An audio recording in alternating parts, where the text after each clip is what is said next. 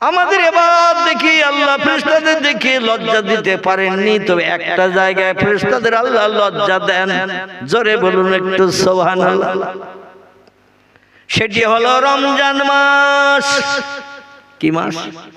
রমজান মাসে ফজরের আজান ধ্বনি রাখ থেকে নিয়ে মাগরিবের আজান পর্যন্ত যারা আল্লাহর কবরের আযাবের ভয়ে, জাহান্নামের ভয়ে, হাসরের মাঠের 50,000 বছর লম্বা দিনের সূর্য রৌদ্র তাপের ভয়ে সারাদিন না খেয়ে অনাহারা থাকে, পিপাসার পানীয় পান করে না, দাঁতে কোনো দানা কাটে না। যখন বান্দারা মাগরিবের আজানের সময় হয়, অধিকাংশ ব্যক্তি রোজাদার মসজিদে ইফতার করতে যায় না। কি যায় না? মসজিদে ইফতার করতে যায়। গ্রামবাসীদের মসজিদ মাধ্যম দিয়ে মসজিদে ইফতারের পরিবেশন হয়, আর প্রত্যেকটি মানুষ ইফতারের প্লেট নিয়ে, পানির গ্লাস নিয়ে বসে থাকে না। অধিকাংশ ব্যক্তি ঘড়ির দিকে, দেওয়ালে মসজিদে ঘড়ি থাকে না, দেওয়ালের ঘড়ির দিকে তাকায়, আর 5 মিনিট বাকি, আর 4 মিনিট বাকি।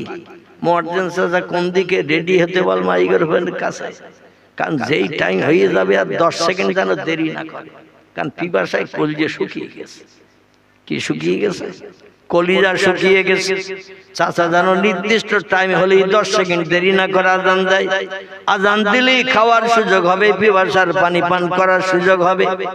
ওই সময় বান্দারা যখন খাবার নিয়ে, পানির গ্লাস নিয়ে বসে থাকে লাইনে কাতারে দিয়ে, আল্লাহ তখন ডেকে বলে, ইয়া আইয়ুহাল মালায়েকা, ও আমার ফেরেশতারা, মা তারালাদ দুনিয়া, পৃথিবীর দিকে আমার বান্দাদের দিকে একটু নজর করো, তাকাও। ইজাবেলাদ দুনিয়া, পৃথিবীতে যাও, আমার বান্দারা এখন কি করছে দেখে এসো। আল্লাহর হুকুম ফেরেশতারা মানে না, হুকুমে তামিল করে না। ওয়াইয়াফআলুনা মা ইউমারুন, কোরআনে আল্লাহ বলছেন আমি যা বলি ফেরেশতারা তাই শোনে, আমার হুকুমের খেলাফ কোনোদিন করে না। কেবল সৃষ্টির সেরা যারা, এরাই আল্লাহর হুকুমের মান্যতা দেয় না। ফেরেশতারা এসে দেখে রোজাদার কাতারে লাইনে বসে আছে, পানির গ্লাস সামনে, ইফতারের প্লেট, শসা, ছোলা, শাকালু, তরমুজ, বিভিন্ন জিনিসের ভ্যারাইটি ইফতারের প্লেটে থাকে না। একবার ইফতারের প্লেটের দিকে তাকায়, একবার পানির গ্লাসের দিকে তাকায়, আর একবার দেওয়ালের গায়ে কিসে তাকায়? ঘড়ির দিকে তাকায়। বলে আর 3 মিনিট বাকি। মুয়াজ্জিন চাচা কোন দিকে আছে মাইক্রোফোনের কাছে কি দেখি। আর আল্লাহ ডেকে বলে, ফেরেশতারা আমার কি দেখছো পৃথিবীতে? যে বলে আল্লাহ ইফতারি নিয়ে, পানি নিয়ে বসে আছে, আর সামনে ঘড়ির দিকে তাকাচ্ছে। বলে ওদের সামনে পিপাসার পানি আছে না নাই? বলে আছে। বলে খাবারের জিনিস প্লেটে আছে না নাই? বলে আছে। বলে সারাদিন অনাহারা, ওরা ইচ্ছা করলে পানির গ্লাস তুলে খেতে পারে কিনা?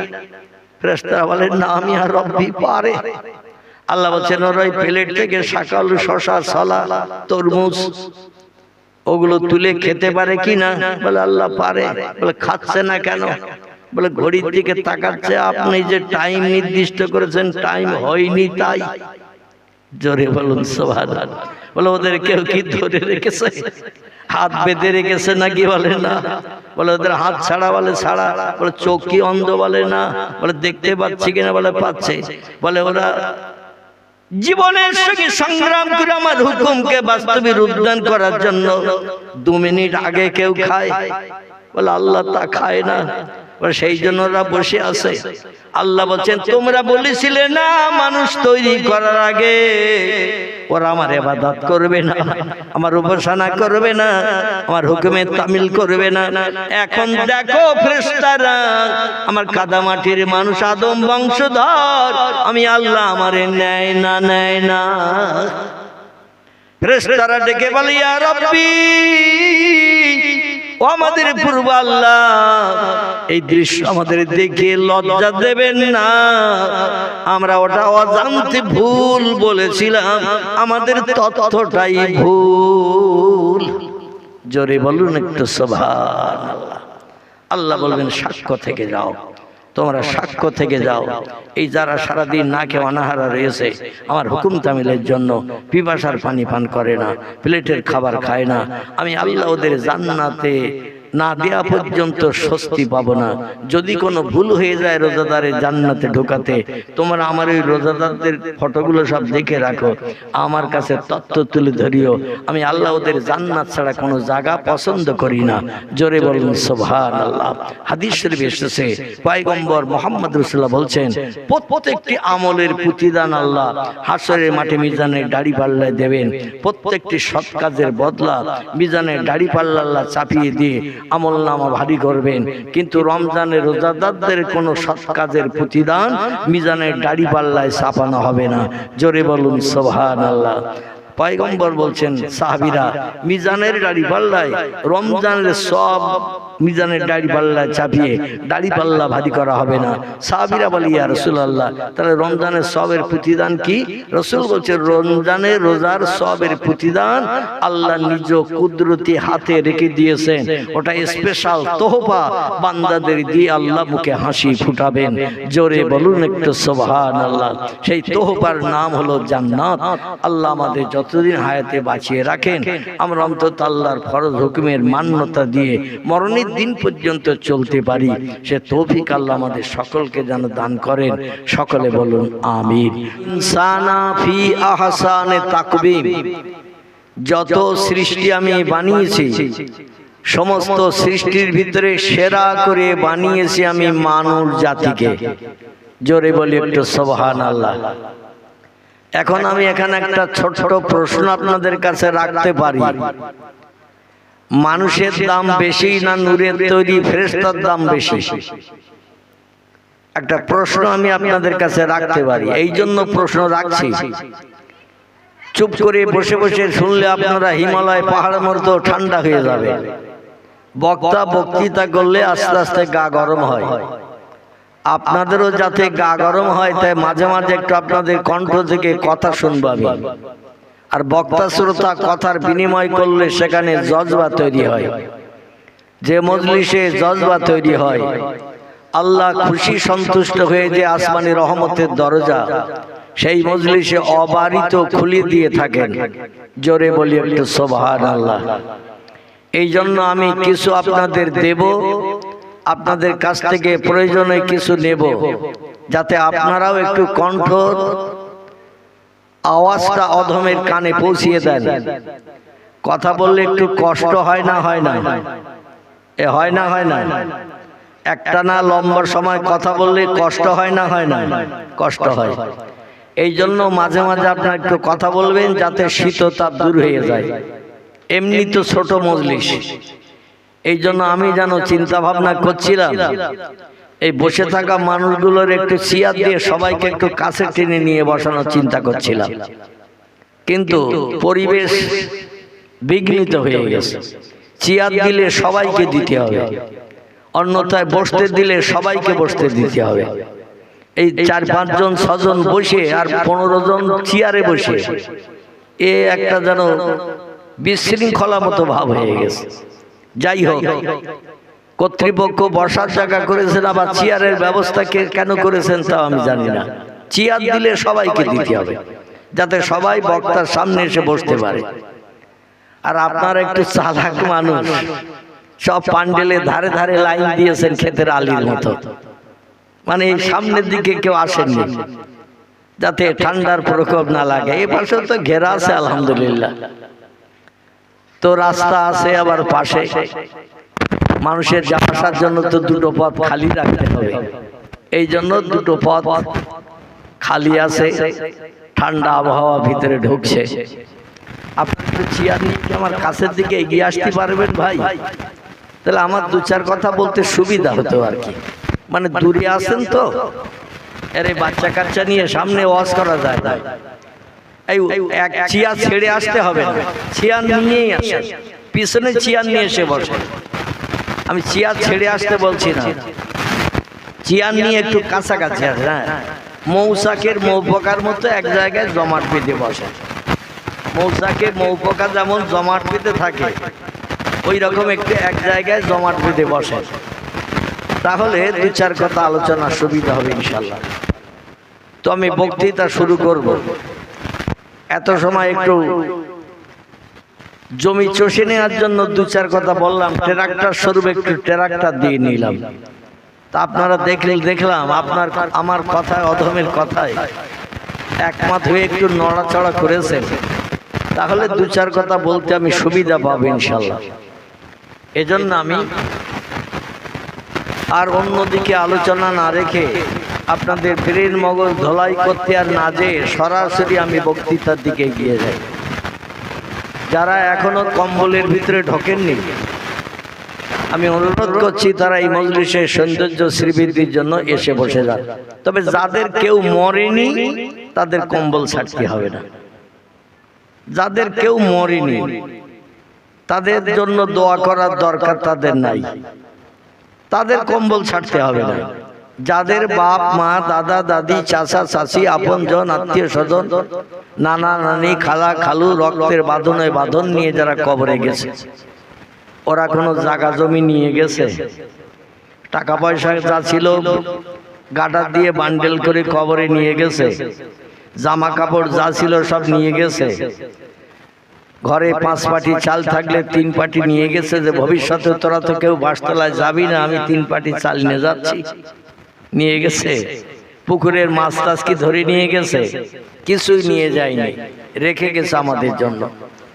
তারা সব আমাদের জন্য রেখে গেছে, আমরা উপভোগ করব বা করছি। তারা একটা জিনিসের দাবিদার, সেটা হলো দোয়ার কাঙাল। তারা কবরে তারা আমাদের মুখের দিকে হা করে তাকিয়ে আছে। আর দোয়াও মুখুল ইবাদাত, দোয়া হলো ইবাদতের নির্যাস। তারা একটু দোয়ার কাঙাল সেজে আছে।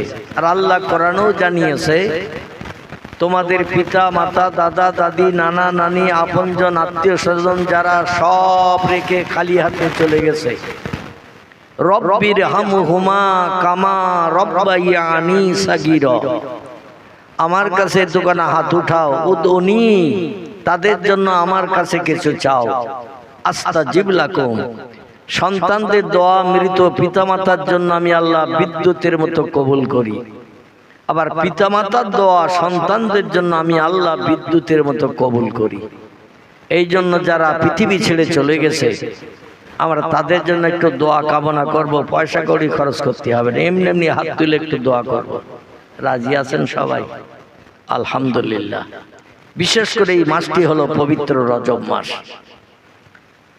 আল্লাহ পাক রব্বুল আলামিন পৃথিবীতে আমাদের কি জন্য পাঠিয়েছেন, কি দিলে তিনি খুশি হবেন, সেই সম্পর্কে এই মাসে আল্লাহ পাক আমাদের জন্য কিছু গাইড বুকের নিয়ম নীতি দিয়েছিলেন। আমি সেদিকে আপনাদের এগিয়ে নিয়ে চলে যাব ইনশাল্লাহ। তবে লম্বা আলোচনা করব না, শীত তাপের রাত, সেদিকে লক্ষ্য রেখে খুব সংক্ষেপ বক্তৃতা শেষ করব। আলহামদুলিল্লাহ, আলহামদুলিল্লাহিল্লাযী হাদানা লিহাযা ওয়া মা কুন্না লাউলা আন হাদানাল্লাহ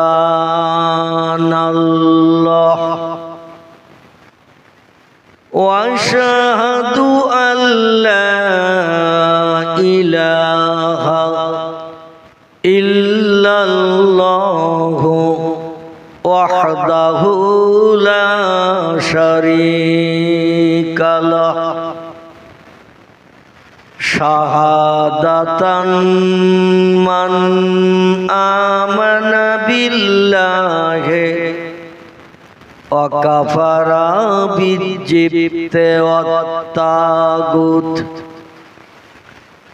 ওয়া আশহাদু আন্না সাইয়্যিদানা ওয়া নাবিয়ানা ওয়া হাবিবানা ওয়া শাফিয়ানা ওয়া সামাদানা ওয়া মাওলানা মুহাম্মাদান সাল্লাল্লাহু আলাইহি ওয়া সাল্লামা আবদুহু ওয়া রাসূলুহু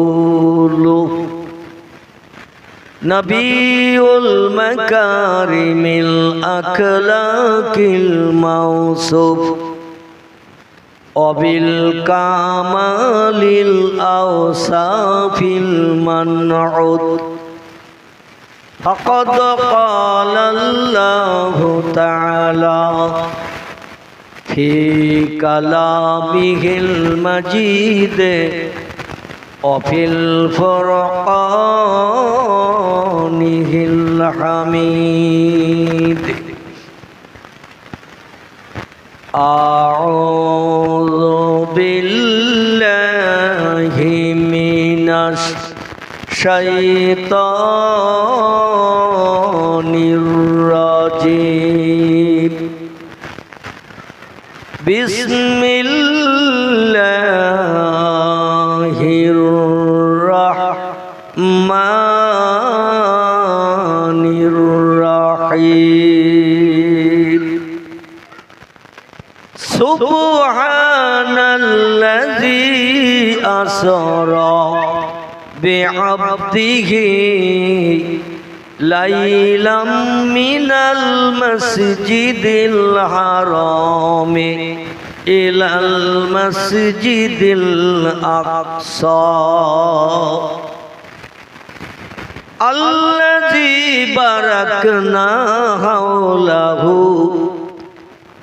আল্লাযী বারাকনা হাওলাহু মিন নূরিহি ওয়া আয়াতিনা ইন্নাহু হুয়াস সামিউল বাসীর। একটু প্রাণ খুলে গলা ছেড়ে আওয়াজ তুলে বলুন আল্লাহু আকবার। আর একটু জোরে বলেন আল্লাহু আকবার। কোরআনের কথা সব মিথ্যা তো নাকি? কোরআনের কথা কি? তো সত্য কথার স্বীকৃতি দিতে আপত্তি থাকা তো উচিত নয়। এই জন্য কোরআন কার বাণী?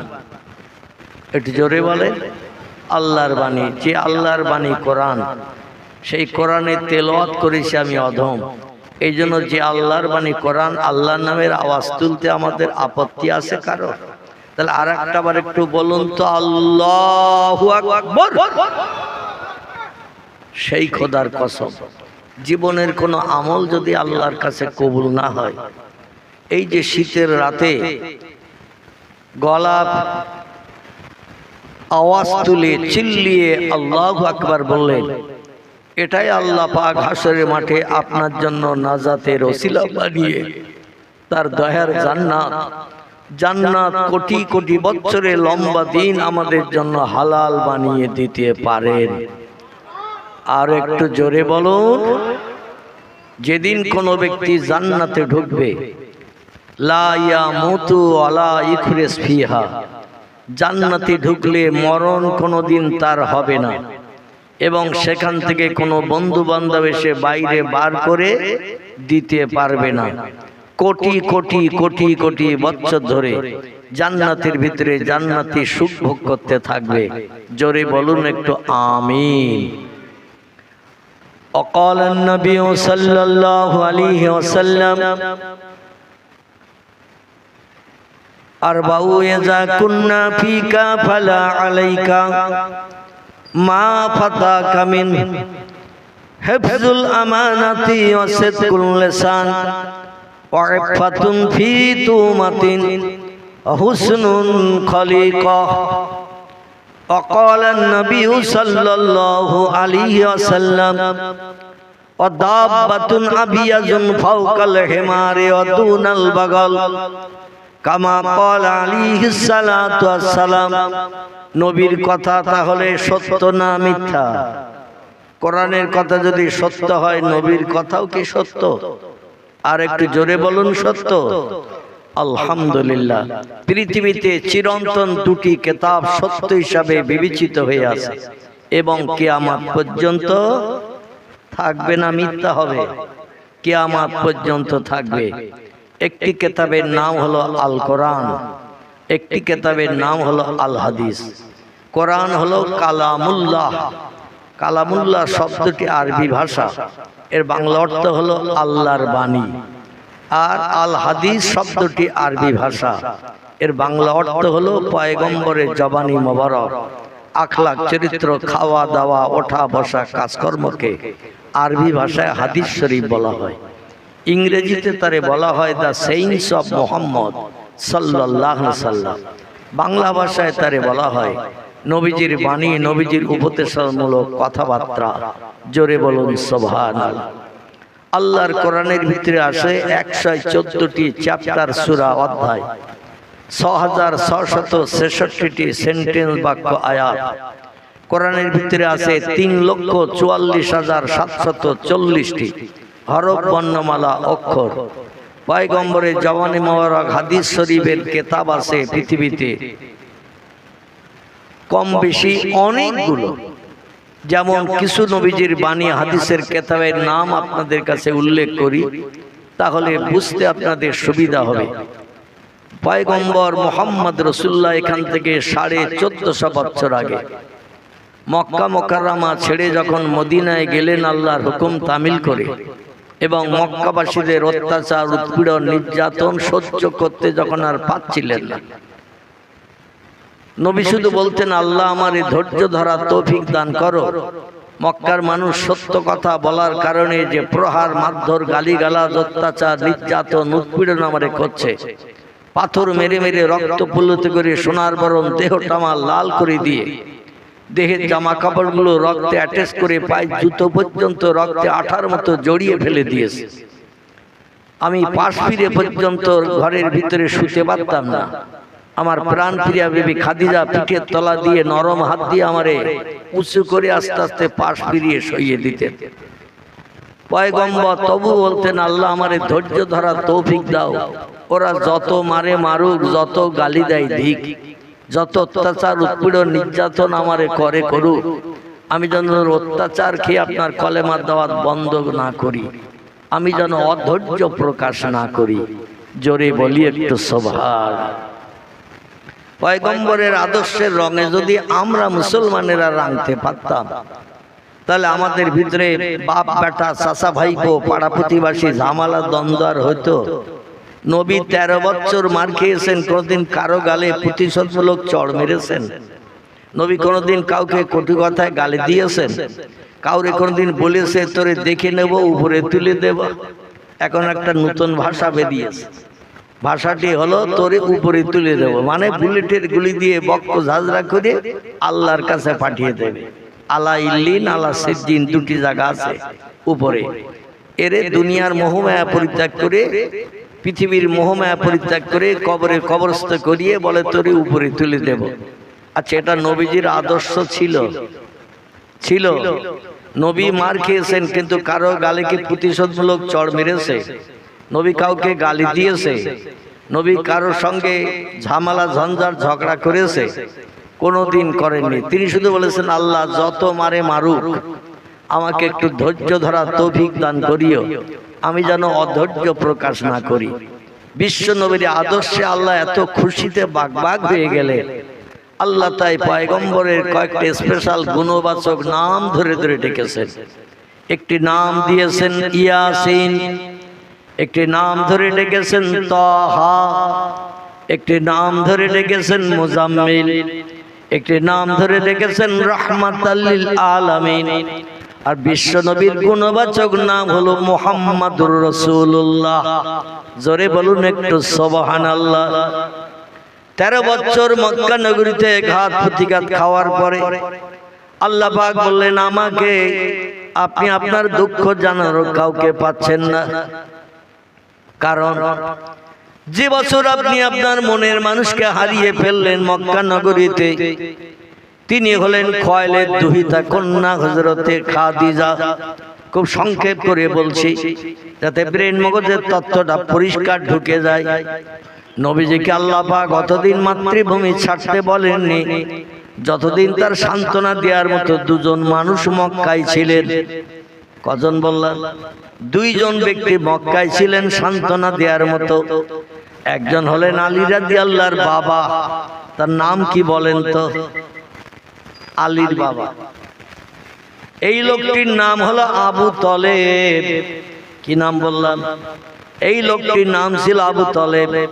যদিও আবু তলেব কলেমা পড়েনি, মুসলমান হয়নি, কিন্তু নবীজির সঙ্গে ওতপ্রোতভাবে এক অন্নভুক্ত হয়ে জড়িয়েছিলেন। 8 বছর 6 মাস 16 দিন বয়স থেকে নিয়ে নবীজির 53 বছর বয়স পর্যন্ত এই লম্বা দিন বিশ্ব নবীর সঙ্গে জড়িয়েছিলেন। নবীজির বিরুদ্ধে কোনো মন্তব্য করতেন না, নবীরে কোনোদিন গালিগালাজ করেননি, নবীর গালে কোনোদিন চড়ও মারেননি, বিশ্ব নবীকে কটু কথায় কোনোদিন গালমন্দ করেননি। আল্লাহ নবী 8 বছর 6 মাস 16 দিন বয়স থেকে নিয়ে এই কারা ওদিকে ওয়াজ করতেছে, আল্লাহর পয়গম্বর মুহাম্মদ রাসূলুল্লাহ সাল্লাল্লাহু আলাইহি ওয়াসাল্লাম 8 বছর 6 মাস 16 দিন বয়স থেকে নিয়ে আমার ভাই আবু তলেবের ঘরের একান্নভুক্ত ছিলেন। আবু তলেব কলেমা পড়েনি, আবু তলেবের বিবি আলীর মাও পর্যন্ত কলেমা পড়েনি। তবে আবু তলেবের ছেলে ছিল 3টি। একটির নাম হলো আলী, একটির নাম হলো জাফর, একটির নাম ছিল আকিল। 3 ভাই নবীর হাতে হাত দিয়ে কলেমা পড়ে মুসলমান হয়ে আল্লাহর জান্নাত হালাল বানিয়েছিল। আবু তালেবের একটি মেয়ে ছিল, নাম ছিল তার উম্মে হানি।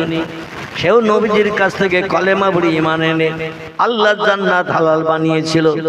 যারা লম্বা দিন প্রিয় নবীর সেবা যত্ন করেছেন, দেখভাল করেছেন, হাড়ির খাবার তুলে তুলে মোহাম্মদ রাসূলুল্লাহকে বাপ মারা এতিমকে খাইয়েছেন, তাদের তকদির মন্দ, ভাগ্য খারাপ। নবী বহুবার চেষ্টা চালিয়েছেন, এমনকি 40 বছর বয়স থেকে নিয়ে 53 বছর বয়স পর্যন্ত। ক বছর হয়? 40 থেকে 53, 13। এই 13 বছর পয়গম্বর উঠতে বসতে, ঘুরতে ফিরতে, চলতে ফিরতে চাচার চাচিমাকে বারবার কলেমার কথা বলেছেন। আমি আপনাদের মনের মানুষ, কাছের মানুষ, আমার আদর্শ চরিত্রে আপনারা খুশি, কারণ আমি জীবনে কোনোদিন কাউকে গালি দেয়নি, কারো গালে কোনোদিন চড় মারিনি, আমি কোনোদিন কোনো ব্যক্তির অর্থ আত্মসাৎ করিনি, আমি মুহাম্মদ রাসূলুল্লাহ কোনোদিন কোনো ব্যক্তির সঙ্গে ঝামেলা দ্বন্দ্ব করিনি, মারামারি করিনি। আমার আদর্শ চরিত্র আপনারা তো দেখেছেন। অতএব আমি মুহাম্মদ একটা সত্য ধর্ম প্রচার করেছি বা করছি, এই ধর্মটা আপনারা দীক্ষা নিন। মাটির প্রতিমা কোনোদিন আপনাদের পরকালে স্বস্তি শান্তি দিতে পারবে না, কারণ ওরা নিজেরাই কথা বলতে পারে না, ওরা নিজেরাই নড়াচড়া করতে পারে না, নিজেরা খেতে পারে না, অপরকে কি করে উপকার করবে? অসম্ভব। যে আল্লাহ হলেন আল্লাহু হাইয়ুন কাইয়ুম, যিনি অতীতে ছিলেন, বর্তমানে আছেন, ভবিষ্যতেও থাকবেন।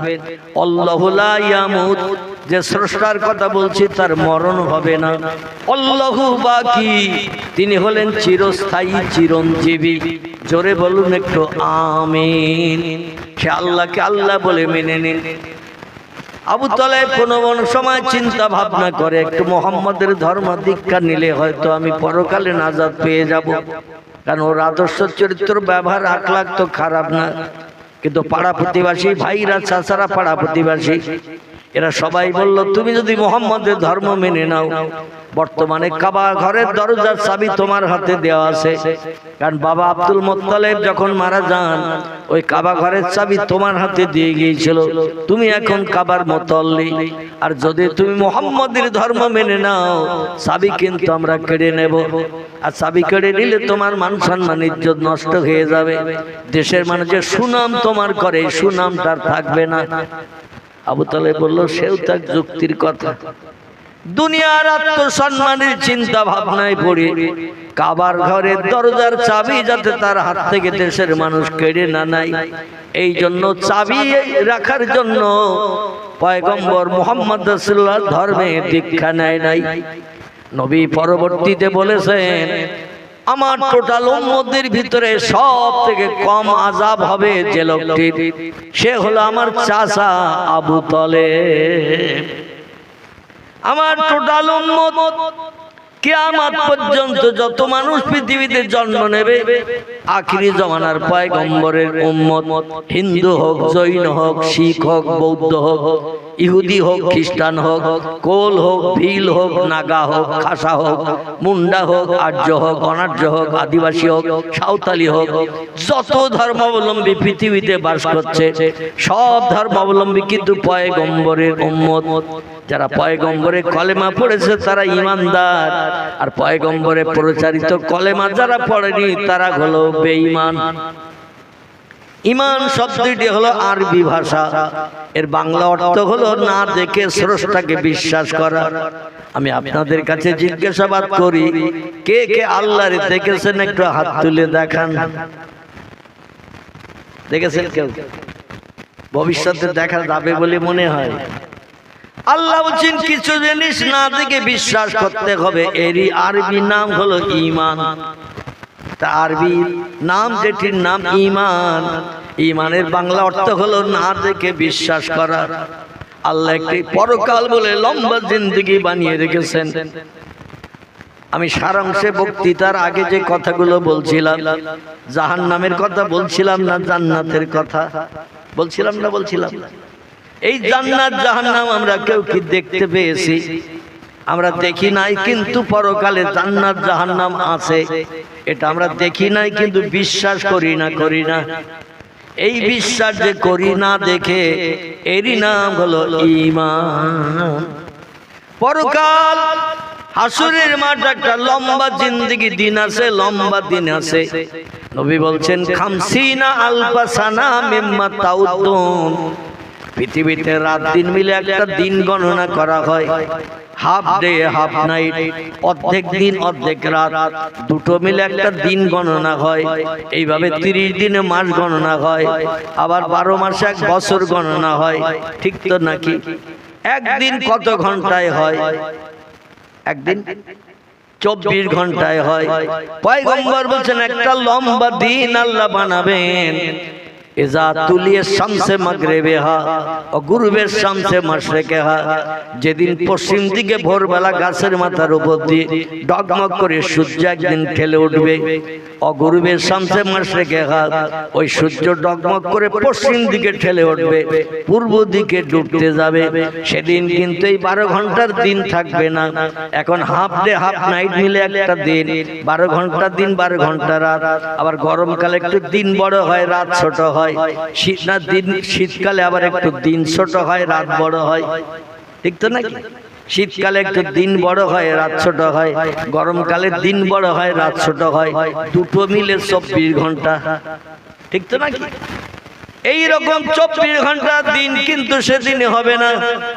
সূর্য যেদিন পশ্চিম দিকে উদয় হয়ে ডগমগ করে উঠে পূর্ব দিকে ডুবতে যাবে, নবী বলছেন খামসিনা আলফা সানা মিম্মা তাউদ্দুন। সেদিন তোমরা গণনা করতে থাকবে, ঘন্টার মাধ্যম দিয়ে গণনা করতে থাকবে। 50,000 বছর গণনা করলে যত ঘন্টা হয়, একটা দিন হবে তত ঘন্টা। এটা হাদিস শরীফে তিরমিজি, আবু দাউদ শরীফ, নাসাই শরীফের হাদিসে পয়গম্বর জানিয়েছেন। পয়গম্বর তত্ত্বগুলো কার কাছ থেকে শোনেন? একটু কথা বলতে হবে। পয়গম্বর তত্ত্বগুলো সরাসরি আল্লাহর কাছ থেকেও শোনেন, আবার জিবরিল আমিন মারফত শোনেন। এটিকে বলা হয় ওহিয়ে মতলু। একটির নাম হলো ওহিয়ে গায়ের মতলু। ওহিয়ে মতলু একে বলা হয় সরাসরি আল্লাহর তরফ থেকে আসমানে আওয়াজ নবীজির কাছে আসে, একে বলা হয় ওহিয়ে মতলু। আর ওহিয়ে গায়ের মতলু তারে বলা হয় আল্লাহ জিবরিলকে খবর দিয়ে নবীর কাছে পাঠিয়ে দেন, কারো মাধ্যম দিয়ে খবর শোনেন, একে বলা হয় ওহিয়ে গায়ের মতলু। আল্লাহ পাক কিছু তত্ত্ব পয়গম্বরকে সরাসরি জানিয়েছেন, আবার কিছু তত্ত্ব জিবরিল আমিন মারফত আল্লাহ পয়গম্বরকে জানিয়েছেন। যেমন টোটাল কোরআন পাক আল্লাহ পাক জিবরিল আমিন মারফত পয়গম্বরকে শুনিয়েছেন। আল্লাহ সরাসরি কোরআনের কোন আয়াত পয়গম্বরের কাছে পাঠ করার নাই, পয়গম্বরকে শোনার নাই। পয়গম্বরের কাছে কোরআন আসতে সময় লেগেছে 23 বছর। ক বছর? আমরা এখন যখন তখন আলমারির ভিতর থেকে, সামসের উপর থেকে, মসজিদের থেকে, মাদ্রাসা থেকে যখন তখন কোরআন শরীফ এনে আলগা করলে সবগুলো দেখতে পাই না। কিন্তু পয়গম্বরের কাছে টোটাল কোরআন আসতে সময় লেগেছে কত বছর? 23 বছর। আর 23 বছর কোরআন আনতে জিবরিলের আসতে হয়েছে পয়গম্বরের কাছে একবার দুবার নয়, 3 বার 5 বার 10 বার নয়, 100 বার 200 500 বার নয়, 1000 2000 5000 বছর নয়। বর্ণনাকারীদের কথা মোতাবেক, তথ্য মোতাবেক জিবরিল আমিনকে 24,000 বার পয়গম্বরের কাছে আসতে হয়েছে কোরআনের বাণী শোনাতে। জোরে বলুন একটু সুবহানাল্লাহ। কতবার বললাম? 24,000 বার আসমান থেকে ডানা মেলে ইসমে আজম পাঠ করে নবীর কাছে আসতে হয়েছে কোরআনের বাণী শোনাতে। সেই কোরআন এখন আমাদের ঘরে। দুর্ভাগ্য আমাদের, আমরা 24 ঘন্টা একটু লাল কভারের দিকে ফিরে তাকানোর সময় পাই না। ঠিক বললাম না ভুল বললাম? একটু লাল কভারের দিকে একটু ফিরে তাকানোর সময় পাই না। আলগা করা তো দূরে থাক, একটু তেলাওয়াত করা পড়াও তো দূরে থাক। ওয়ারাত্তিলিল কোরআনা তারতিলা। আল্লাহ বলেন আমার কোরআনে যেখানে আযাবের কথা লেখা আছে মনে একটু ভয় ভীতি নিয়ে পড়ো। আমার কোরআনে যেখানে জান্নাতের কথা লেখা আছে মনে বড় আশা আকাঙ্ক্ষা নিয়ে তোমরা পড়ো। আমি আল্লাহ তাতেই তোমাদের উপরে খুশিতে বাগবাগ হয়ে যাব। জোরে বলুন একটু সুবহানাল্লাহ। কারণ যালিকাল কিতাবুল লা রাইবা ফিহি, আমার কোরআনের ভিতরে যত বিষয় তথ্য পরিবেশন করেছি লা রাইবা ফিহি, একটা তথ্যের ভিতরে শস্য দানা পরিমাণ শক সভা সন্দেহ মিথ্যা ভুল কোনো বাজে কথা লিপিবদ্ধ করা নাই। জোরে বলুন একটু আমিন। আমার ভাইরা, সেই পয়গম্বর মুহাম্মদ রাসূলুল্লাহর চাচার কথা বলছিলাম আপনাদের কাছে। এই চাচা যদি একটা বার কলেমা শরীফ পাঠ করত তাহলে আবু তালেবেরা জাহান্নামে দগ্ধ হওয়ার কোনো লাইন হতো নাকি? দগ্ধ করার কোনো চিন্তা থাকতো নাকি? নবী বলছেন আমার উম্মতদের ভিতরে সবথেকে কম আযাব হবে যার, সে হলো আমার চাচা আবু তালেব। যদিও কলেমা পড়িনি, মুসলমান হয়নি, ঈমান আনেনি, কিন্তু তার আযাব কম হবে। এই জন্য আমি মুহাম্মদ রাসূলুল্লাহ বিপদে আমারে সাহারা দিয়েছিল, বিপদে আমার পাশে দাঁড়িয়েছিল, বিপদে আমারে সাহায্য করেছিল। কলেমার দাওয়াত যখন মক্কায় 13 বছর দিছি, মক্কার শত্রু আমারে প্রাণনাশের জন্য, মারধরের জন্য আমার যখন তেড়ি এসেছে, আমার চাচা যে সামনে দাঁড়িয়ে পিছনে আমারে আড়াল করেছে আর বলেছে আমার দিকে এক ফোঁটা রক্ত থাকতে আমার ভাইপোর একটা পশমের ক্ষতি করতে দেব না। জোরে বলুন সুবহানাল্লাহ। আবু তালেবের হাতে ছিল কাবা ঘরের দরজার চাবি, আর যে যখন বলতো আবু তালেব সমস্ত কাজকর্ম ঘুম হারাম করে দৌড়িয়ে ছুটে যেয়ে কাবা ঘরের দরজা খুলে দিত। কারণ মানুষ বিপদে মুসিবতে পড়েছে, তাদের ধারণা ছিল কাবা ঘরে 360টা খোদা ঝোলানো রয়েছে, দেওয়ালের গায়ে লটকানো আছে, কারো বাবা আবার হাতে পায়ে মাথায় দড়ি দিয়ে বিঁধে ব্রেক সেটে তেলের গায়ে সব ঝোলানো ছিল। তারা বলতো আমরা এখন চরম বিপদে পড়েছি, প্রভুর কাছে যাব, প্রভুর কাছে উপাসনা করব, সেজদা করব, প্রভু যাতে আমাদের দুঃখ নিবারণ করে মুখে হাসি ফুটায়। যখনই আবু তালেবের ডাকতো আবু তালেব দৌড়িয়ে যেয়ে দরজা খুলে দিত। এই জন্য মক্কার মানুষ আবু তালেব মুহাম্মদ রাসূলুল্লাহর পিছনে আড়াল করে যখন সামনে দাঁড়াতেন, আবু তালেবের আদর্শ চরিত্র আখলাক ব্যবহারে ওরা লজ্জা পেয়ে যেত, মাথা নিচু করে আবু তালেবের পাশ দিয়ে ঘুরিয়ে মুহাম্মদ রাসূলুল্লাহর গায়ে আর হাত দিতে সাহস পেত না।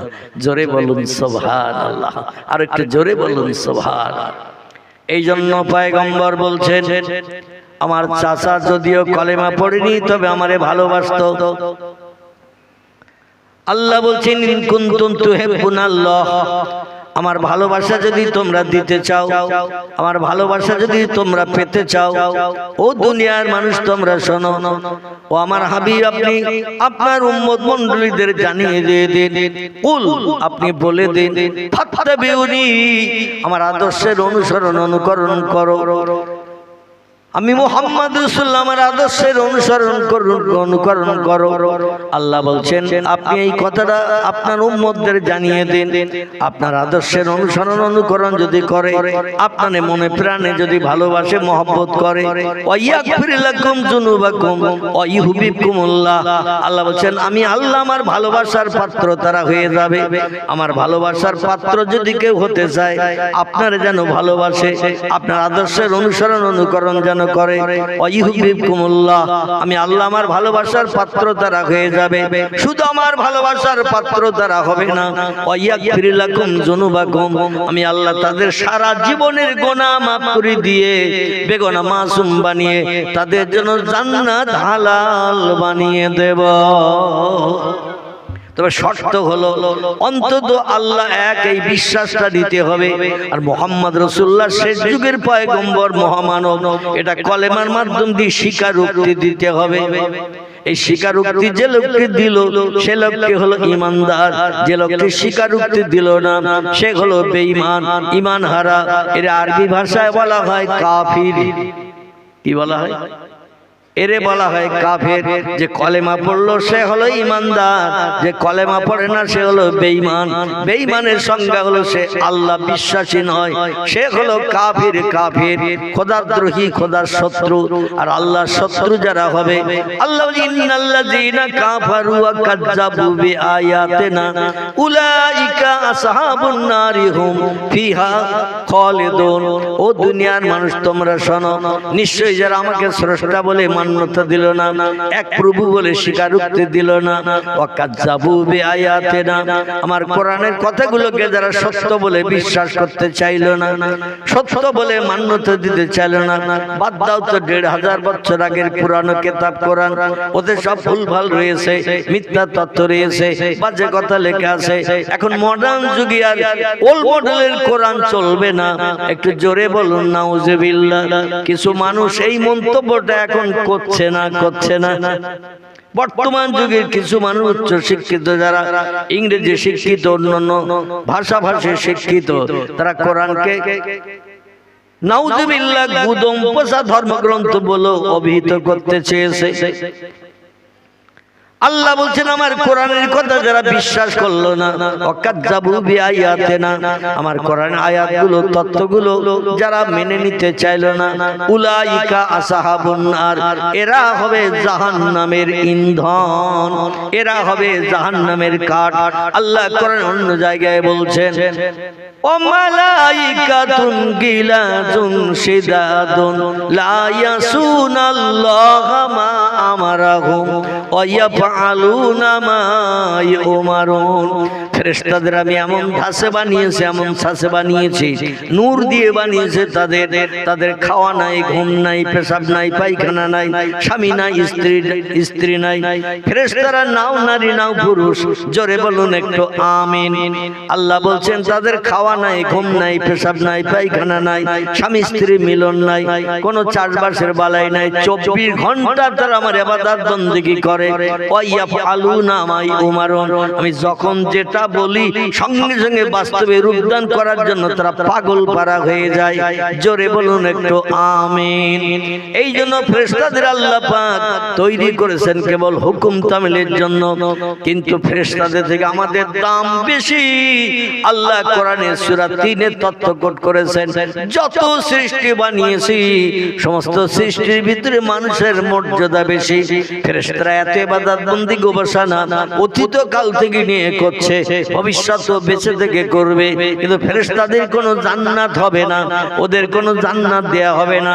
জাহান্নামের কথা তো বলারই কোনো প্রয়োজন করে না, কারণ আল্লাহর হুকুম ছাড়া কোনো কাজ তারা করে না। এই জন্য তারা তো জাহান্নামে আদৌ হবে না, জাহান্নামের ধারে পাশেও যাবে না, কিন্তু জান্নাত তাদের হালাল হবে না। আর আমরা সৃষ্টির শ্রেষ্ঠ, আল্লাহ বলেন পরিশ্রমের প্রতিদান দেব, তার নাম হলো জান্নাত। জোরে বলুন একটু আমিন। নবী বলছেন শুধু আমার ভালোবাসা, আমার প্রেম, আমার মহব্বত আমার চাচা হৃদয় তৈরি করেছিল বলে, বিপদে আমার পাশে দাঁড়িয়েছিল, আমারে সাহারা দিয়েছিল, শত্রুদের সামনে চাচা দাঁড়িয়ে আমার পিছনে আড়াল করেছিল বলে আল্লাহ চাচার আদর্শে চাচার ব্যবহারে খুশি হয়ে গেছেন। কারণ আল্লাহ কোরআনে বলছেন ফাত্তাবিউনি, আমার নবীর ইত্তেবা অনুসরণ করো, নবীরে ভালোবাসো, তাহলে তোমাদের সারা জীবনের ভুল ত্রুটি অপরাধ ক্ষমা করে দেব আর আমার ভালোবাসার পাত্র হয়ে যাবে। সাহাবীরা বললেন ইয়া রাসূলুল্লাহ, আপনার চাচার আযাব কম হবে জাহান্নামে, কারণ বেঈমান হওয়ার কারণে, ঈমান না থাকার কারণে, তো কিরম আযাব হবে একটু বলুন তো শুনি। নবী বলছেন লোহার শিকলের, আগুনের শিকলের দড়ি তার পায়ে পরিয়ে দেয়া হবে, জাহান্নামের মাঠে বেঁধে রাখা হবে, যাতে আগুন থেকে বাইরে বেরোতে না পারে। গরু ছাগলের গলায় যেমন দড়ি পরিয়ে মাঠে বাঁধা হয়, যত সময় বেঁধে রাখবো খোঁটা বেরে তত সময় থাকে না। লাইলনের দড়ি, শক্ত কোনো দড়ি দিয়ে একটা গরু বা ছাগল মাঠে যদি লম্বা খোঁটা বেড়ে ইট দিয়ে পুঁতি মেরে রেখে আসে, 2 ঘন্টা 5 ঘন্টা পরে গেলে তারে পাবো না। দড়ি যদি ছিটতে না পারে পাবো তো নাকি? জাহান্নামের আগুনের ভিতরে আল্লাহ পাক সমস্ত অপরাধীকে লোহার শিকলের দড়ি পরিয়ে ফি উনুকিহিম তাদের গর্দানে লোহার শিকলের দড়ি পরিয়ে পুরা সালাসিল, আল্লাহ বলছেন লোহার শিকলের দড়ি পরিয়ে অপরাধী জাহান্নামীদের গরু ছাগলের মতো জাহান্নামের ভিতরে যে আমার ফেরেশতারা বেঁধে রেখে আসবে। শিকল ভর দৌড়দৌড়ি করবে, ঘোরাফেরা করবে বাঁচার জন্য, কিন্তু শিকল ছেড়ার ক্ষমতা হবে না, বাইরে যাওয়ার ক্ষমতা হবে না। যুগ যুগ কোটি কোটি বছর ধরে অহম ফিহা খালিদুন, যুগ যুগ কোটি কোটি বছর ধরে জাহান্নামের আগুনে তারা দগ্ধ হতে থাকবে। লা ইয়ামুতু ওয়ালা ইয়াসবিহা, কেউ জানে এই ধারণা করে কবরে এসো না, দুনিয়ার শ্মশানের চিতায় পোড়ালে আধা ঘন্টার ভিতরে পুড়ে ছাই হয়ে যায় আর মরণ আযাবের কষ্ট কিছুই বুঝতে পারে না। ওই রকম ধারণা করে যেন কবরে আসিও না। আমার জাহান্নামের আগুনে দুনিয়ার আগুনের থেকে 69 গুণ কঠিন কড়া আগুন আমি আল্লাহ বানিয়েছি। 3000 বছর ধরে আগুন জ্বালিয়ে কড়া করেছি। কতদিন ধরে? 3000 বছর ধরে আল্লাহ বলছেন আমি অপরাধীদের শাস্তি দেব। আমার দুনিয়ায় বাস করবে, আমার নেয়ামত খাবে, আমার অনুদান বিবি বাচ্চা নিয়ে সংসার জীবনে সুখ ভোগ করবে, আমার জমিনে ঘর বেঁধে থাকবে। আর আমি আল্লাহ আমার হুকুমের মর্যাদা দেবে না, মর্যাদার আজানে কান দেবে না, রমজানে রোজা রাখবে না, সকাল সন্ধ্যা কোরআন তিলাওয়াত করবে না, রাস্তাঘাটে পথে চলবে আমার নামের তাসবিহ পড়বে না, সুবহানাল্লাহ আলহামদুলিল্লাহ লা ইলাহা ইল্লাল্লাহ তাসবিহ পড়বে না, খয়ের মাথায় খাবে, বাপের ডাকবে, বাম্পারে ধাক্কা খাবে, মাগো বলে আওয়াজ করবে। এদের জন্য ঠিকানা হলো জাহান্নাম। আমার নামের জপ জিকির যারা করবে আমি আল্লাহ তাদের জপ জিকিরের প্রতিদান দেব। এই জন্য জাহান্নাম বানিয়েছে। জাহান্নামের আগুন কড়া করে বানানোর জন্য আমি ফেরেশতাদের দিয়ে 1000 বছর আগুন জ্বালিয়েছি। 1000 বছর আগুন জ্বালানোর পরে আল্লাহ বলেন ফেরেশতারা আগুনের কালার রং কেমন হয়েছে বলো। ফেরেশতারা বলেন ইয়া রব্বি 1000 বছর আগুন জ্বালিয়ে কড়া করলাম, গাঢ় করলাম, আগুনের কালার পরিবর্তন হয়ে এখন আগুনের কালার হয়েছে শ্বেত বর্ণ সাদা। আল্লাহ বলেন অপরাধীদের শাস্তি দেওয়ার উপযুক্ত হয়নি, আবার 1000 বছর জ্বালাও। আগুন দিয়ে আগুন জ্বালানো হচ্ছে, আগুন আবার 1000 বছর ধরে জ্বালানো হলো। যেমন রড জ্বালিয়ে গুড় করা হয় ওই রকম জ্বালানো হলো আগুন। আবার 1000 বছর জ্বালানোর পরে আল্লাহ বললেন এ ফেরেশতারা এবার আগুনের ক্রিয়া কেমন হয়েছে বলো। ফেরেশতারা বলেন আল্লাহ আবার 1000 বছর জ্বালানোর পরে আগুনের কালার রং পরিবর্তন হয়ে লাল বর্ণ ধারণ করেছে। আল্লাহ বলেন অপরাধীদের উপযুক্ত শাস্তির কালার এখনো হয় নাই, আবার 1000 বছর জ্বালাও। ফেরেশতারা আবার আগুনকে জ্বালাচ্ছে কড়া করার জন্য, গাঢ় করার জন্য। আবার 1000 বছর জ্বালালেন। জ্বালানোর পরে আল্লাহ বললেন কতদিন হলো? বলে আল্লাহ 1000 বছর হয়ে গেছে। আলফাসানা এ রব্বুল আলামিন 1000 বছর ধরে আমরা জ্বালিয়েছি। আল্লাহ বলেন কালার রং কেমন হলো? ফেরেশতারা বলেন আল্লাহ আগুনের কালার 1000 বছর আবার জ্বালানোর কারণে কালার পরিবর্তন হয়ে গেছে, এখন রং হয়েছে ঘোর কৃষ্ণ বর্ণ কালো। 3000 বছর আগুন জ্বালিয়ে কড়া করা হয়েছে। দুনিয়ার এই আগুন হলো জাহান্নামের আগুনের থেকে 69 গুণ লোয়ার কোয়ালিটির, নরমাল, হালকা। জাহান্নামের আগুনের ক্রিয়ার থেকে দুনিয়ার আগুন হলো 69 গুণ লোয়ার কোয়ালিটির, হালকা, নরম। আর জাহান্নামের আগুন পৃথিবীর আগুনের থেকে 70 গুণ কড়া করা হয়েছে। অপরাধীদের উপযুক্ত শাস্তি দিয়ে আল্লাহ যাতে দুনিয়ায় বাস করার স্বাদটা মিটিয়ে দেয় পরকালে। আমার দুনিয়ায় বাস করেছো, আমার নেয়ামত খেয়েছো, আমার অনুদান বিবি বাচ্চা নিয়ে সংসার জীবনে সুখ ভোগ করেছো, আমার জমিনে ঘর বেঁধে বেঁধে থেকেছো, আর আমার মর্জিনার আজানে কান দাও নাই, মসজিদে শরীক হও নাই, তাসের আড্ডায় বসে বসে মেমের ঘাড়ে গোলাম চাপিয়েছো, ক্যারাম বোর্ডে অ্যাকশন চালিয়েছো, এই মাথার গুটি ও মাথায়, ও মাথার গুটি এ মাথায়, এইভাবে ঘন্টার পরে ঘন্টা সময় নষ্ট করেছো। বিভিন্ন ন্যাংটা রানীর ন্যাংটা পুরুষের ছায়া ছবির অনুষ্ঠান থেকে কলিজার গরম পানি করেছো। কত নামাজ তোমরা কাজা করেছো, আমার হুকুমের খেলাপ করেছো। আস্তার প্রতিদান প্রতিশোধটা তোমাদের নিতে হবে। আল্লাহ পাক কোরআনে বলছেন, শোনো, দুনিয়ার আগুনে যে কোনো জিনিস দিলে পুড়ে যায়, পুড়ে গেলে আর কোনো আযাব শাস্তি কষ্ট বুঝতে পারে না, কিন্তু ওই ধারণা করে যেন কবরের শাসনে এসো না। পরকালে এমন একটা কঠিন আগুন আমি আল্লাহ বানিয়ে রেখেছি, লা ইয়ামুতু ওয়ালা ইয়াখরুজ ফিহা, মরণ পরকালে জাহান্নামীদের হবে না, জান্নাতীদের হবে না। মরণ সব সৃষ্টির হবে একবার। সেই মরণ হলো এই পৃথিবীর মরণ। কিসের মরণ? এই পৃথিবীর মরণ। সব সৃষ্টির মরণ হবে একবার। সেই মরণ পরকালের মরণ নয়, সে মরণটাই পৃথিবীর মরণ। সুম্মা ইউহয়িকুম, কোরআনের সূরা বাকারায় আল্লাহ বলছেন, তোমাদের কিন্তু এই দুনিয়ার মরণ শেষ নয়। সুম্মা ইউহয়িকুম, আবার তোমাদের জিন্দা করা হবে। কোন শব্দের মাধ্যম দিয়ে? আল্লাহ বোধহয় পারবে না। কি মরার পরে আল্লাহ আবার জিন্দা করতে পারবে? হ্যাঁ, ইন্নামা আমরুহু ইযা আরাদা শাইয়ান আইয়াকুলা লাহু কুন ফায়াকুন। জোরে বলুন একটু আল্লাহু আকবার। কোরআনের 22 পারার শেষে আল্লাহ একটি সূরা কোট করেছেন। সূরাটির নাম হলো সূরাতুল ইয়াসিন। এই সূরা ইয়াসিনের শেষ আয়াতের আগের আয়াত আল্লাহ বলছেন, আমি যখন কোনো বিষয় কোনো হুকুম করি, ইজা আরাদা শাইয়ান, কোনো কিছু তৈরি করার পরিকল্পনা ইচ্ছা প্রকাশ করি, আইয়াকুলা লাহু, আমার জবান দিয়ে শুধু একটু বলি কুন হ ফায়াকুন, সঙ্গে সঙ্গে সেটা হয়ে যায়। আমার কোনো কিছু বানাতে তৈরি করতে 1 সেকেন্ডের জায়গায় 2 সেকেন্ড সময় কোনোদিন লাগেনি, এবং ভবিষ্যতও লাগবে না।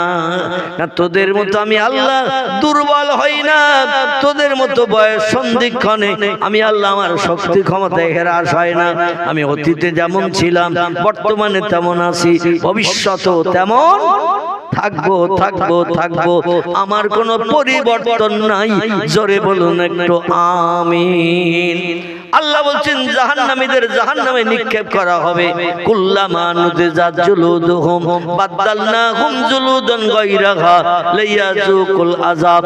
একটু কোরআনের কথা শোনেন আমার ভাইরা। আল্লাহ বলছেন, জাহান্নামীদের অপরাধের কারণে যখন মিজানের দাড়ি পাল্লায় নেকিবাদী ওজন করা হবে, ওয়াকিমুল ওজনা বিল কিসতে ওয়ালা তুকসিরুল মিজান, মিজানের দাড়ি পাল্লাটা হলো সূক্ষ্ম দাড়ি পাল্লা, সেখানে পাপ পুণ্য দুই দিকে চাপানো হবে।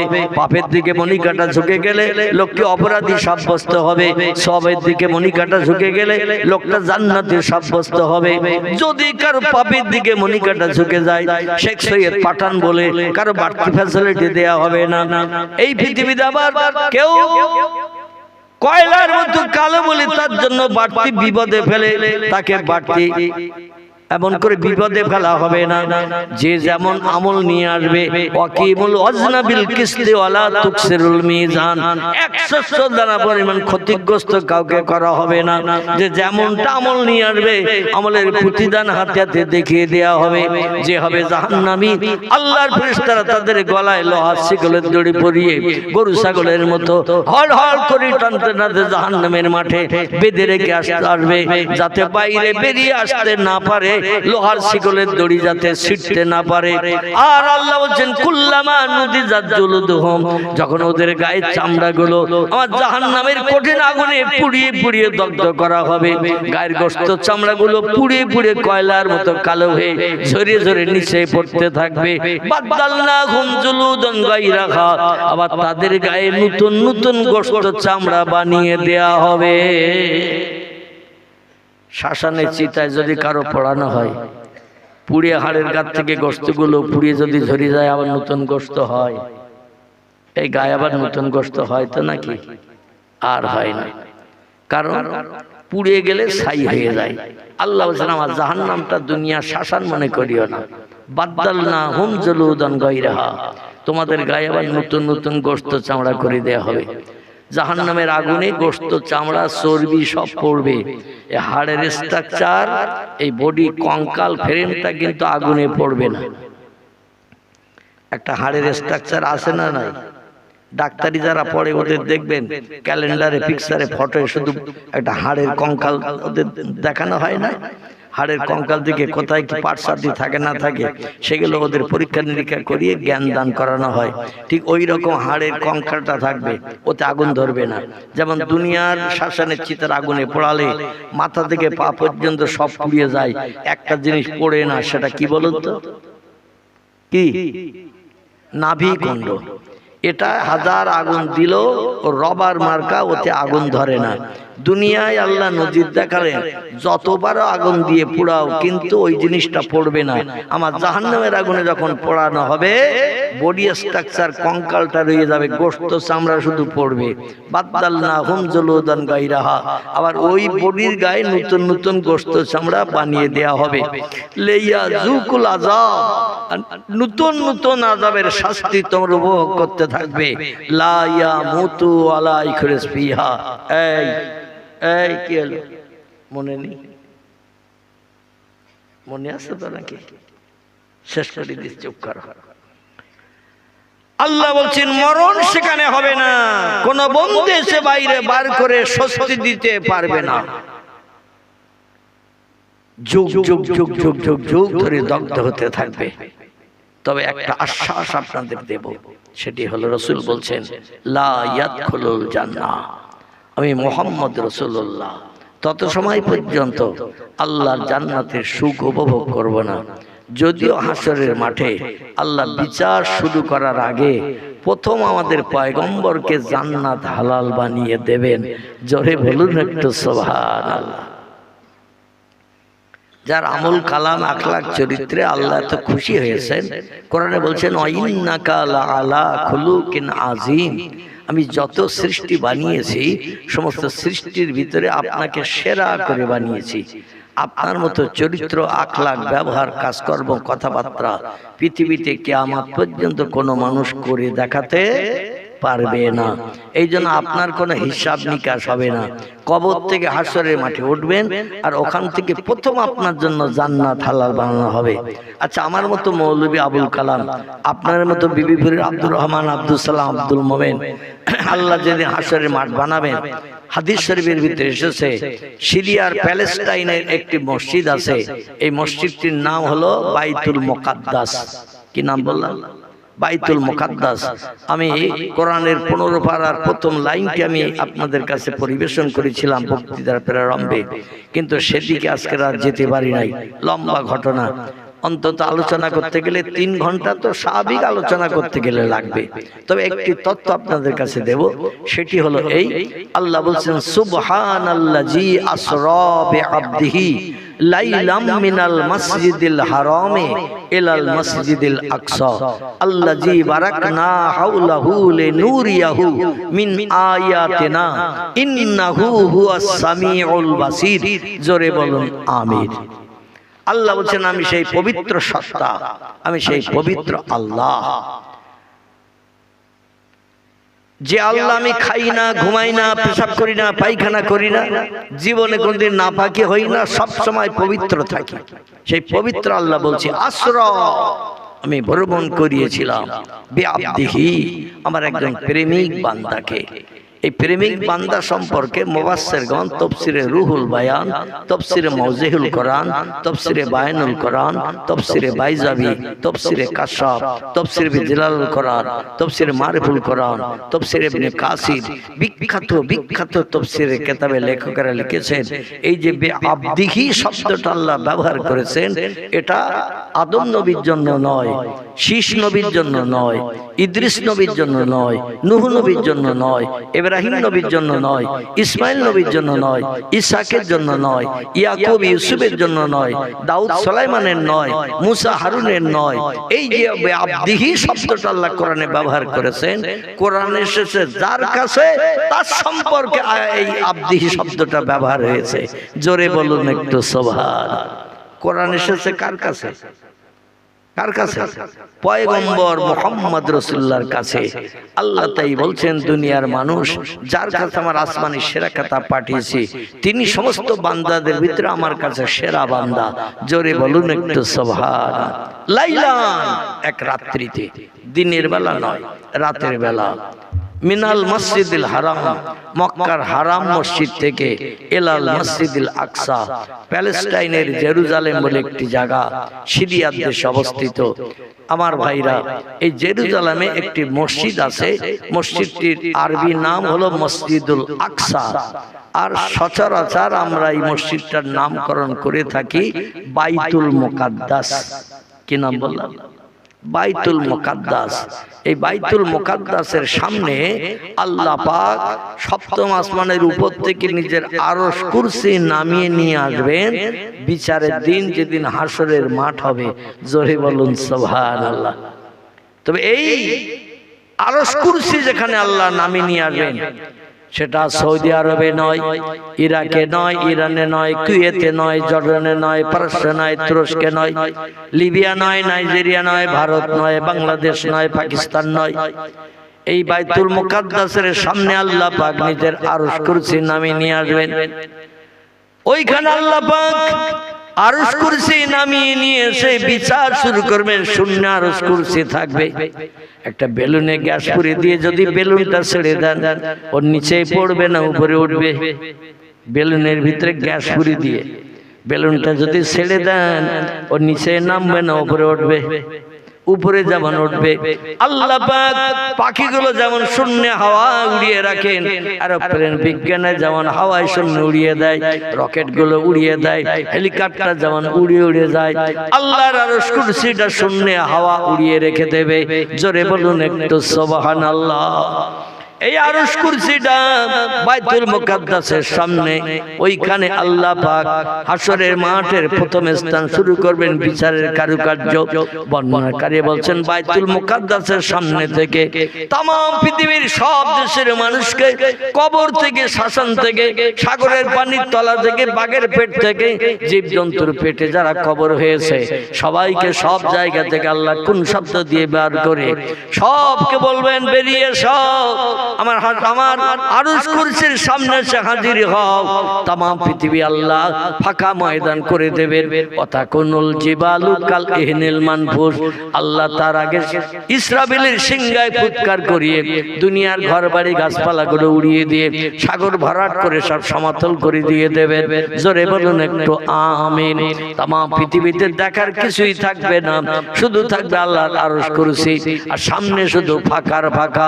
এই বাইতুল মুকাদ্দাস সিরিয়ার দেশের প্যালেস্টাইনের বাইতুল মুকাদ্দাসের সামনে থেকে হাসরের মাঠটা লম্বা হতে হতে দক্ষিণ দিকে আসবে।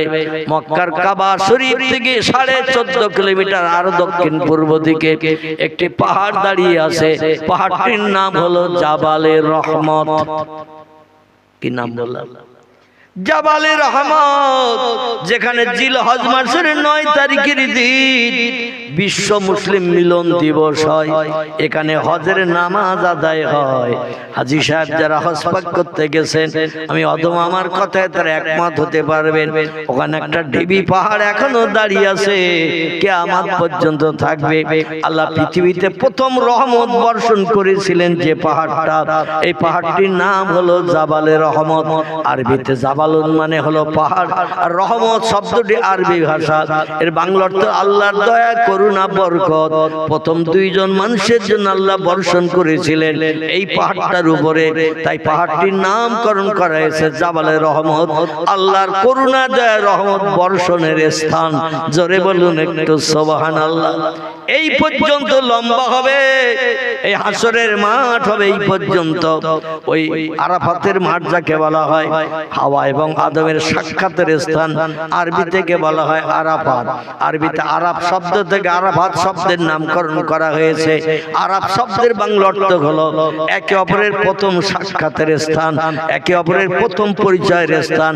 আদম আলাইহিস সালামকে আল্লাহ পেশাব পায়খানার জন্য পাঠিয়ে দিয়েছিলেন, দুনিয়ায় নিক্ষেপ করেছিলেন। আমাদের ভারতের দক্ষিণের সাগরের মাঝে একটি দ্বীপ আছে, দ্বীপটির পূর্ব নাম ছিল সিংহল, বর্তমান নাম হলো শ্রীলঙ্কা, কুমার অনুতুঙ্গার দেশ। এই দেশে আল্লাহ পাক আদম সবিল্লাহকে পাঠিয়েছিলেন হাওয়াকে পেশাব পায়খানা করার জন্য। সৌদি আরবের মক্কা মুকাররমা থেকে পশ্চিম দিকে কম বেশি 92 থেকে 95 কিলোমিটার রাস্তা, জেদ্দা বন্দর যারে বলা হয়, লোহিত সাগরের কিনারা, এইখানে মা হাওয়াকে নিক্ষেপ করেছিলেন। দুইজনের দূরত্ব ছিল সাগর পথে 4500 মাইল। কতটা বললাম? 4500 মাইল শুধু সাগর পথে সরাসরি।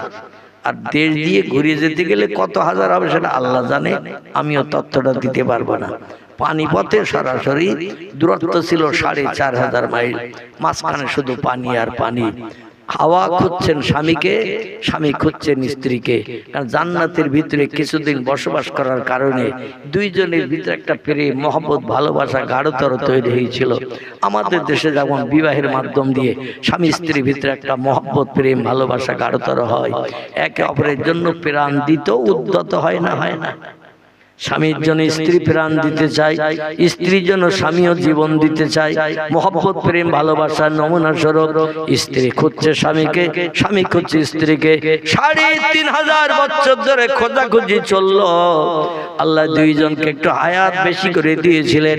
তাফসীর কারকগণ তাফসীরে লিখেছেন আদম নবী 950 মতান্তরে 1000 বছর দুনিয়া হায়াতে বেঁচে ছিল। কতদিন বললাম? 950 মতান্তরে 1000 বছর আল্লাহ আদমকে এই দুনিয়ায় বসবাসের সুযোগ দিয়েছিলেন।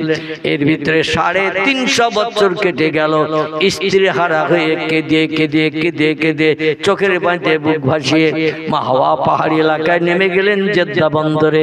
স্বামীরে শুধু খুঁজে খুঁজে বেড়ায়, স্বামীর কোনো নাম নিশানা নাই। তাম পৃথিবীতে মাত্র 2 জন মানুষ, আর কোন মানুষজন কোথাও কোন দেশে কিছুই নাই। একজন নারী, একজন পুরুষ, দুইজনকে খুঁজছে। কোন ব্যক্তির সঙ্গে দেখা না, কোন ব্যক্তির সঙ্গে আলাপ আলোচনা না, কারো কাছে জিজ্ঞাসাবাদের সুযোগ নাই। 2 জন নারী পুরুষ এই তামাম পৃথিবীর জমিনে 2 জন এসে ঘোরাঘুরি করে খুঁজছেন। বর্ণনাকারীরা তাফসীর লিপিবদ্ধ করেছেন আদম কেঁদে কেঁদে চোখের পানিতে ঘা হয়ে গেল, আর চোখের পানিতে এইভাবে ঝরতে ঝরতে নহর তৈরি হয়ে গেল। পাখি পক্ষী জীব জন্তুরা আদমের চোখের পানি পান করে পিপাসা নিবৃত্তি করতে লাগলো। আদম কাঁদে আর বলে, রব্বানা যালামনা আনফুসানা ওয়া ইল্লাম তাগফির লানা ওয়া তারহামনা লানাকুনান্না মিনাল খাসিরিন। মসজিদে জুমার দিন জুমার নামাজ পড়তে গেলে ইমাম সাহেবের এই দোয়াটা করে না? কি হাহু তো কিছু বলছেন না? তার মানে আপনার মসজিদে জান্নাতেই বুঝাচ্ছেন নাকি? নাউজুবিল্লাহ। অন্তত ওক্তীয় নামাজ না পড়লে শুক্রবারে মসজিদের একটু খোঁজ নেই, এরকম আছে না? কেউ আছে? শুক্রবার একদিন শিবলি সাহেব, কি সাহেব বলল? শিবলি খেজুর গাছ কাটে তারা। ওরা সপ্তাহে কদিন গাছ কাটতে যায়? আগে একদিন করে কাটতো, এখন 2 দিন 3 দিন কাটতে। মানে যত রজরে পাটালি হলি এখন দাম বেশি, ঠিক কি না? আগে একদিন করে কাটতো, এখন মাঝখানে আবার ডকাট কাটতেছে 3 দিনের মাথায়। এই শিবলি সাহেব সপ্তাহে একদিন গাছ কাটে। পরের দিন সকালবেলা ওলা রস না জিরেন রস, এই পরিষ্কার রস না ঘোলা রস? ঘোলা প্রথম দিন। আসলে মন যদি হারিতে থাকে আর এখানে যদি বসে থাকে উত্তর তো উল্টো পাল্টা হবে। প্রথম দিন রস পাওয়া যায় পরিষ্কার রস, যার জিরেন রস বলে। 3 দিনের দিন ওই একই গাছের থেকে রস বেরোয় নলি দিয়ে ভাড়ের ভিতরে খোবে, ও রসটার কি রস বলে? 3 দিনের দিন। আলহামদুলিল্লাহ। অনেকে আবার বলে নিম ঝরা, বলে না, মানে ও মা যদি গুড় করেন তো পাটালির মতো এরকম আস্বাদ লাগবে না তিতো লাগবে? নিম ঝরা টক তিতো। সপ্তাহে একদিন যাব মসজিদে, জুমার নামাজ পড়ে আসবো, আর সারা সপ্তাহ মসজিদ মুখ হব না। মনে মনে ধারণা করবেন না প্রতিদিন জিরেন রস পাবো, এই ধারণা যেন করবেন না। আমার ভাইরা, যত মসজিদে যাওয়া বন্ধ করবেন তত নিম ঝরা ওই টক তিতো মাল পাওয়া যাবে। এই টক তিতোর নাম হলো আল্লাহর জাহান্নামের আগুনের দগ্ধ। জোরে বলুন একটু নাউজুবিল্লাহ। স্বামী স্ত্রী 2 জন কান্না শুরু করলে চোখের পানিতে বুক ভেসে যায়, পানি গড়িয়ে নহর হয়ে যায়। পশু পাখিরা পানি পান করে তাদের তৃষ্ণা নিবৃত্তি করে, কিন্তু রব্বানা যালামনা আনফুসানা এই দোয়া করছেন হযরতে আদম 350 বছর ধরে। আমরা মসজিদে যখন দোয়া করি আমরা কাঁদি না, এমনি এমনি দোয়া করি। মুসল্লিরাও পিছনে ইমাম সাহেবের দোয়া যখন শোনে মুসল্লিরা আল্লাহুম্মা আমিন আল্লাহুম্মা আমিন বলে না? বলে না? কি বলে না? বলে না? বলে। কিন্তু ইমাম এই দোয়া যখন করে কাঁদে না, এমনি এমনি করে। আমিও ইমাম, আমিও কিন্তু ইমাম। কম বেশি 40 বছর আমার ইমামতির বয়স চলছে। কদিন বললাম? আপনার এলাকার মসজিদের ইমাম কত বছর করতেছে আমার জানা নাই। 1985 সাল থেকে নিয়ে বর্তমান 2025 আমার ইমামতি চলছে 40 বছর। আমি ইমাম, আমি সেই ইমামদের কথা বলছি, মানে আমার নিজের গায়ে দোষ চাপিয়ে নিয়ে বলছি। আমিও কাল যাব, কাল শুক্রবার তো নাকি, আমিও কাল যাব। আমার বাড়ি থেকে 13 কিলোমিটার দূর যেতে হয় জুমার নামাজ পড়াতে। যাচ্ছি 40 বছর। গ্রামটির নাম হলো খিদিরপুর। কি নাম বললাম? তালপুকুর নাম শুনেছেন? এই তালপুকুর লক্ষণকাঠি হিজলা ওর পাশে গ্রামের নাম খিদিরপুর। 40 বছর যাচ্ছি। ইমামদের চোখে হয়তো 2-1 ফোঁটা পানি টানি আসতো, কিন্তু মাস চলে গেলে, 1 দিন 2 দিন পার হয়ে গেলে ক্রিং করে মোবাইলে একটা আওয়াজ হয়। কি হয়? আল্লাহ, আমরা কথা বলতেছি না, তাহলে বলি কি করে? মাস পেরিয়ে 1 দিন 2 দিন হলে মোবাইলের ভিতরে ক্রিং করে একটা শব্দ হয়। এই শব্দটা হলো মেসেজের শব্দ। কিসের শব্দ? মেসেজের শব্দ। শব্দ হলে ইমাম বুঝতে পারে কি মাল ঢুকেছে 3000। আর এই মাল যদি 3000 সরকারি অনুদান ইমামদের ঢোকে, ইমামের চোখে আর পানি আসা কি সম্ভব? কর্তৃপক্ষরা কি দিল না দিল আর দেখার দরকার নাই। মাঝে মধ্যে গ্রামবাসী কর্তৃপক্ষ 2 মাস 3 মাস মাইনে ইমামের বাকি, কিন্তু সরকার তো আর বাকি রাখে না। যার কারণে ইমামের চিন্তা অনেক দূর হয়ে গেছে। আরো ইমাম সংগঠন নাকি চালাচ্ছে আরো মাইনে বাড়ানোর জন্য। বাড়বে কি একেবারে শেষ হবে আল্লাহ জানে। সামনে যা বর্তমান রাজনীতির পরিস্থিতি, এখন বাড়বে কি একেবারে শেষ হবে আল্লাহই খবর রাখে। যাই হোক, আমি ওদিকে যাচ্ছি না। এখন হয়তো 1-1 ফোঁটা পানি আসতো, দুঃখ ভরা আওয়াজ হয়তো বার হতো, চিন্তা তো দূর করে দিয়েছে সরকার। এর জন্য চোখে পানির আসার আর কোনো নমুনা নজির নাই। আদম কেঁদেছেন বিবির জন্য, বিবি কেঁদেছেন স্বামীর জন্য। কতদিন? 350 বছর। আমাদের পক্ষে কি এই ধৈর্য ধরে একজন আরেকজনের জন্য কাঁদা সম্ভব হবে? একটা ছোট্ট তথ্য দেই। স্বামী মারা গেছে, স্ত্রী কাঁদে না? কাঁদে না? বাপ মারা গেছে, ছেলে চোখ দিয়ে পানি পড়ে না? পড়ে না? বাপ মারা গেছে, ছেলেরা বেশি কাঁদে না মেয়েরা বেশি কাঁদে? মেয়েরা বেশি কাঁদে, কারণ মেয়ের অন্তরটা নরম। আল্লাহ মেয়ে নারীদের অন্তর নরম করেছে, ছেলেদের অন্তর কঠোর শক্ত করেছে। এই জন্য এরা খুব বেশি কাঁদে টাদে না। আর মেয়েদের একটা গুড হ্যাবিট বলেন আর ব্যাড হ্যাবিট বলেন, ও সারা রাস্তা আসবে শ্বশুর বাড়ি থেকে, বাপ মরে গেছে খবর শুনি। আর বাপের বাড়ির কাছাকাছি 1 রশি কি 2 রশি দূরের থেকে ও এমন আশার খেতে খেতে আসবে, বাপের বাড়ির লোক যে কজন ছিল তারা তার সঙ্গে কান্নায় শরিক না হয়ে পারবে না। ঠিক বললাম না ভুল বললাম? মানে বাপের বাড়ির একেবারে কাছাকাছি এসে 1 রশি 2 রশি দূর থেকে আব্দুল করিম চাচার বাড়ির কাছ থেকে এমন করে আওয়াজ হঠাৎ তুলবে, আর বাড়ির মেয়েরা বলে ওই সেই মোমেন আবু আসতেছে, ওই সেই আমেন আবু আসতেছে, ওই সেই জোহর আবু আসতেছে। এইবার সব ঝাঁক বেঁধে বেরিয়ে যাবে, আর ওদের সামনে সে আছাড় খেয়ে পড়বে।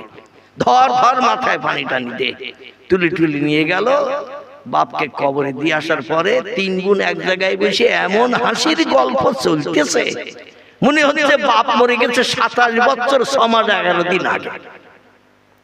ক বছর বলা? 27 বছর 11 মাস 6 দিন আগে বাপ মরে গেছে।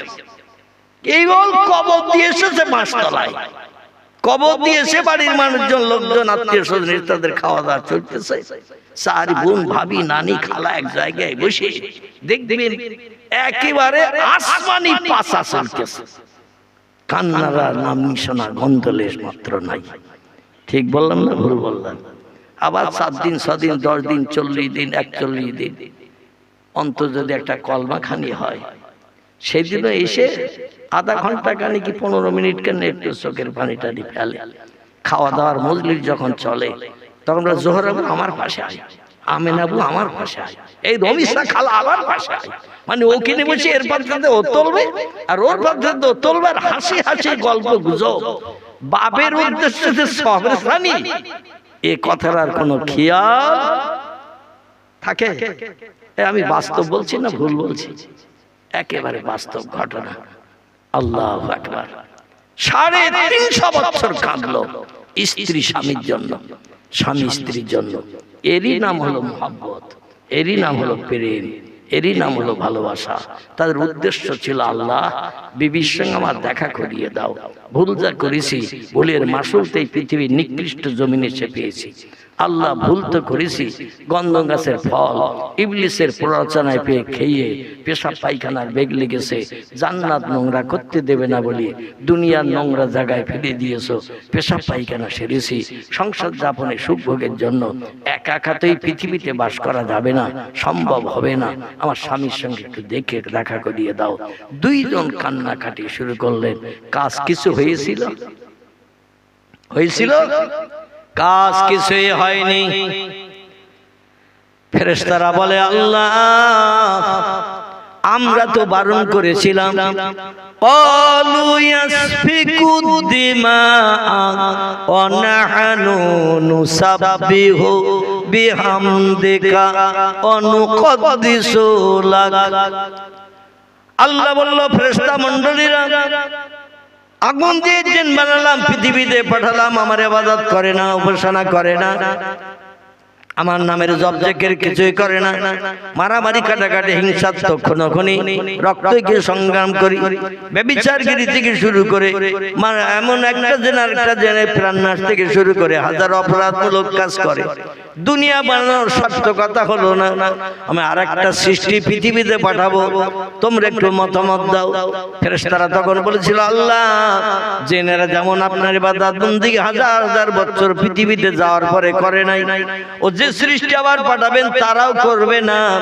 আমরা 24 ঘন্টা প্রতিদিন আপনার ইবাদত করি, আমাদের বিবি নাই, বাচ্চা নাই, সংসার নাই, ধর্ম নাই, যা বলেন তাই শুনি, এতেই খুশি হয়ে যান, আর সৃষ্টি পাঠিয়ে দুনিয়ায় ঝামেলা করার দরকার নাই, আমাদের ইবাদতে আপনি সন্তুষ্ট হয়ে যান। আল্লাহ বলেছেন ক্বালা ইন্নী আলামু মা লা তা'লামুন, আমি যা জানি তোরা তা জানিস না। অনুমতি দিলেও মানুষ বানাবো, অনুমতি না দিলেও মানুষ বানাবো, কারণ আমি আল্লাহ হলাম ফুল পাওয়ার ওয়ালা। জোরে বলুন একটু সুবহান। তোরা অনুমতি দিলেও বানাবো, না দিলেও বানালো, তবে অনুমতি দিলে একটু খুশি হতাম। তোরা জিনেদের দিকে তাকিয়ে মানুষ আমার ইবাদত করবে না, এই জন্য তোরা বলছিস আর মানুষ বানিয়ে দরকার নাই, মারামারি কাটাকাটি করবে, রক্তকে সংগ্রাম করবে, একে অপরে প্রাণ নাশ করবে, আল্লাহ পৃথিবীতে অশান্তি বাঁধাবে, ঝামেলার দরকার নাই, আমাদের ইবাদতে খুশি হয়ে যান। আল্লাহ বললেন তোরা অনুমতি দিলেও বানাবো, না দিলে বানাবো, তো মানুষ আমার ইবাদত করবে কিনা আমি তোদের চোখে আঙুল দিয়ে আগামীতে দেখাবো। জোরে বলুন সুবহানাল্লাহ। আচ্ছা, এখন আমরা আল্লাহর ইবাদত করি, শতকরা 10 জন কি 5 জন লোক মসজিদে যায় জোহরে আসরে, আর শীতকালে এশায় কখন কম্বল মুড়ি দেয় আল্লাহই খবর রাখে। ঠিক বললাম না ভুল বললাম? অধিকাংশ ব্যক্তি আমরা এশার নামাজে মসজিদে যাই, যারা বুড়ো 3 কালকে 1 কাল আছে, কবে আজরাইল এসে চাবি মোড়া দেয় এই চিন্তা ভাবনা তারা খুটখুট করে লাঠি দিয়ে যায়। ও চাচা যাচ্ছ কোথায়? বলে এশার আজান হয়ে গেছে মসজিদে। বলে এত শীতে তুমি বেরিয়েছো? আমরা তাই কাঁপতেছি। বলে বাবা কবরে গেলে তো কেউ আর দেখতে যাবে না, এই জন্য একটু মসজিদে যাচ্ছি। ঠিক কি না? আহারে আমার ভাইরা, সে আল্লাহর ইবাদত যে আমরা করব না, ফেরেশতারা এটা জেনেই বলেছিল। আল্লাহ তবু বললেন আমার ইবাদত করবে কিনা আমি বানিয়ে চোখে দিয়ে দেখিয়ে দেব। কিন্তু আল্লাহ কি আমাদের এই ইবাদত দেখিয়ে ফেরেশতাদের দেখাতে পারছে?